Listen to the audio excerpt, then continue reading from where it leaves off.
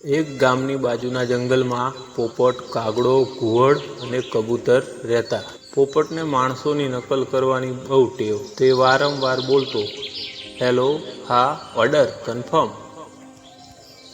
એક દિવસ પોપટને વિચાર આવ્યો કે આ માણસો પાસે મોબાઈલ છે તો આ પક્ષીઓ પાસે કેમ નહીં? ચાલ હું જ મોબાઈલની દુકાન ખોલું. પોપટે તો મોબાઈલની દુકાન ખોલી. પોપટે ઝાડની ડાળી પર એક બોર્ડ લગાવ્યું, પોપટ મોબાઈલ 100. અમારે ત્યાં દરેક કંપનીના મોબાઈલ સૌથી સસ્તા ભાવમાં મળશે. પહેલો ગ્રાહક કાગડો આવ્યો.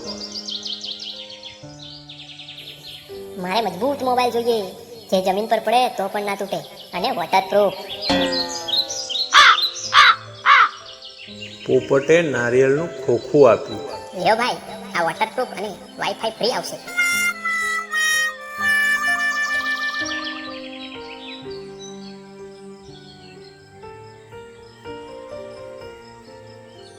મારે કેમેરો સૌથી મસ્ત જોઈએ, HD.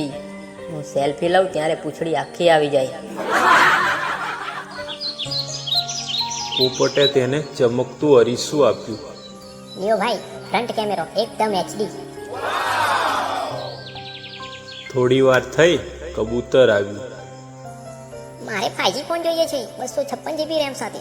હું લવ લેટર ઝડપથી મોકલી શકું ને?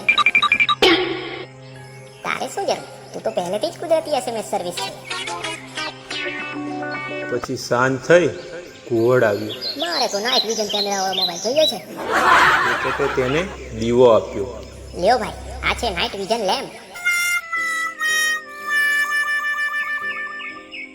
થોડા દિવસમાં બધા પક્ષીઓ મોબાઈલ લઈને પાછા આવ્યા. કોઈ પાસે ચાર્જર નહોતું. બધા પોપટ પર ગુસ્સે થયા. મારા મોબાઈલની બેટરી ખાલી થઈ ગઈ છે. મારો તો ચાલુ જ થતો નથી. અરે મૂર્ખાઓ, આપણે પક્ષીઓ છીએ. આપણું નેટવર્ક તો કુદરત છે. ચાર્જર જોઈએ છે તો સૂર્ય છે ને, જાઓ સોલાર ચાર્જર કરાવી લ્યો.